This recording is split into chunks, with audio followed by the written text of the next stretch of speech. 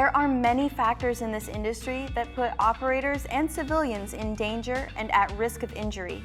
That is why it's imperative that every precautionary measure is taken seriously, especially when performing an overhead lift. I'm Elle Rottinghouse. In this Zips 360 feature of the day, what do you need to consider when choosing a lifting sling? No matter what, the rating tag must be observed and calculated in accordance with the lift and rigging configuration. Regardless of the type, the sling always needs to be inspected for damage before and after using. There are many factors to consider when determining what type of sling is most appropriate for a lift. To start, what is the object that you're lifting? What's the size and how much does it weigh? Does it have an irregular shape? Is it fragile and need to be handled with extra care? Or is the material sharp-edged, containing hazardous chemicals or corrosive substances? Where is the center of gravity? Take note of the environment. Are you working in a residential, commercial, or industrial setting? Is it windy, cold, hot, or limited on space versus having a large open area? What lift configuration do you plan to use? Vertical, choker, 90-degree basket, or 45-degree basket? Regarding the sling itself, what is its maximum capacity?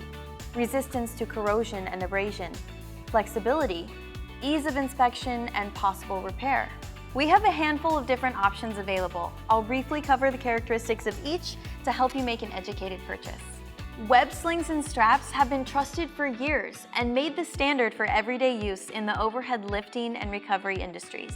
The finished edges and slightly tighter weave adds flexibility and helps prevent tears. These have been staples for many years.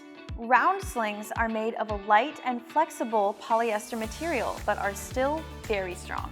These can be used in a broad range of applications due to the universal design. These are color-coded by load rating, so you can save time while rigging by being able to quickly identify the capacity based on color. Check out Zips branded round slings. We provide a very detailed rating tag so your operator can be 100% confident when performing their lifts. Wire rope slings are the most traditional types used because they've been around forever. However, they are used more infrequently due to the popularity that synthetic ropes are bringing to the lifting industry. They both accomplish the same tasks with resistance to environmental factors like UV rays, extreme temperatures, and chemical exposure. Wire ropes are simply more heavy and cumbersome to manage. Sharp edges can cause serious problems with any type of sling, but wire rope is sturdy and less likely, in some circumstances, to be cut against abrasive objects. Its flexibility depends on the diameter of the rope, but cannot be repaired if the strands are severed, unlike synthetic rope, which can be repaired and spliced on site. Synthetic rope slings are a very flexible and user-friendly alternative to traditional wire rope slings. They're just as strong as wire rope slings, yet are 8 times lighter than the similar dimensioned wire rope. Despite being made of a softer material, synthetic rope is just as strong as steel, and you don't have to worry about your load getting scratched or damaged in the process. Just like wire rope, if an operator encounters a sharp edge or abrasive object, they are susceptible to tearing. Synthetic rope can be made with steel thimbles to protect the eyes, but keep in mind that a soft eye allows passage of the sling through small spaces. No matter how well you work to maintain something, nothing can last forever. So it's essential that you observe the deterioration of your lifting slings and are able to identify when they need to be retired and replaced.